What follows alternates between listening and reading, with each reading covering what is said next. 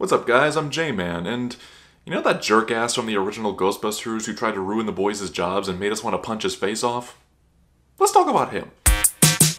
He's the type of clean-cut guy who always gets his way and is played by the one guy who, for some reason, always plays the asshole in movies.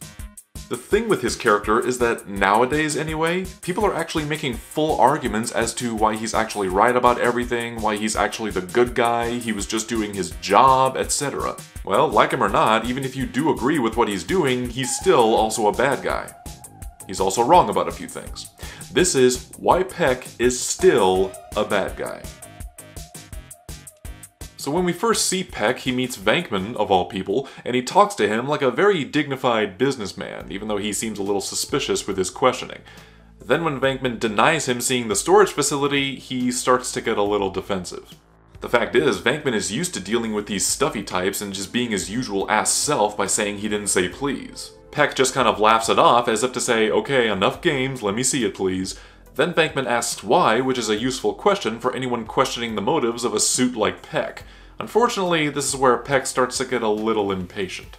What he could have done was just ask to speak to someone else who could help him out, but instead he changes his tone completely and then eventually threatens Venkman with coming back with a court order. You see, Peck is the type of guy who throws a fit if he doesn't get what he wants. Man-child. So Venkman rightfully stands his ground and says he'll give him legal action if he comes back with such a thing. Now you might be thinking, why didn't Venkman just show it to him? Well, there's actually a couple reasons for this. One is because, as Egon later says, "Excuse me, this is private property." So legally, Venkman had every right to deny him from seeing it without the proper documentation. Another reason is because Venkman never technically denied him from seeing it until Peck started threatening him. Yes, he does say no at first because of the whole magic word crap, but you could argue that that was just him playing a harmless kid's game and there's really no reason that Peck should take it personally. Annoyed? Maybe. But insulted? Don't be so touchy. The fact that Peck doesn't even know what the magic word is just shows how much of a stiff the guy is. So what does Peck do? He comes back with several court orders, plus a cop and a Con Ed engineer. First of all, the EPA doesn't directly deal with anybody, they actually get a state official to deal with it for them, so in a way he's kind of overstepping his bounds here. Second of all, it's questionable how he obtained those in the first place since he didn't see anything nor does he have any actual evidence of their operation being against EPA regulations, so I guess the people in the legal department just took his word for it, I guess.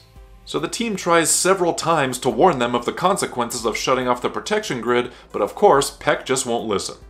The engineer guy even tries telling Peck that he's never seen anything like it before, and when Peck cuts him off, I can only assume he was going to say something along the lines of, I don't think I should touch it if I don't know what it is. But Peck actually has the arrogance to basically tell him, shut up and do what I say.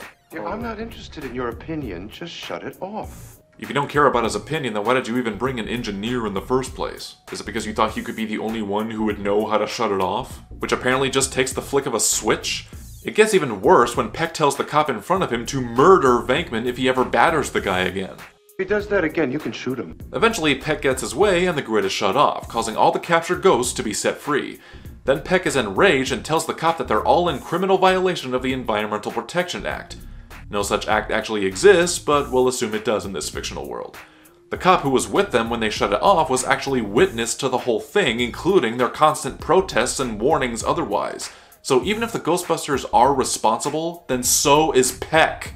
They may have built the equipment that caused it, but that means they were the only ones who knew how to use it, and they were running a business where they were performing a public service with it. So I feel like even if they were to be arrested, they could still possibly have a way out of it. Furthermore, before you even open a business, you have to have the proper licensing, you have to have inspections of your workplace and equipment, and a whole bunch of legal jargon before you actually open. So either the EPA should have arrived much earlier, or they should have no problems with them whatsoever.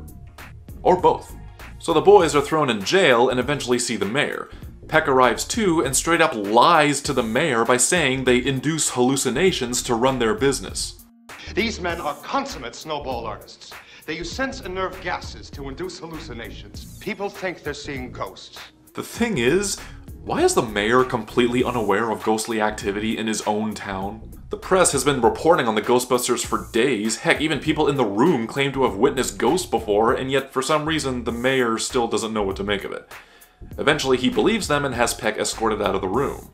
Personally, I think Peck got off a little easy here since he did just make false statements to the mayor that can be proven otherwise, but in any case, Peck eventually does see the giant marshmallow man and gets his just desserts. So those are my thoughts on Dickless here. Now tell me, is there anything about a particular movie that you'd like me to discuss? Whatever it is, don't be shy, leave a reply. Also be sure to follow me on Facebook and Twitter and support me on Patreon. And if you like this video, you can like, comment, and subscribe to the J-Man. Keep looking deep.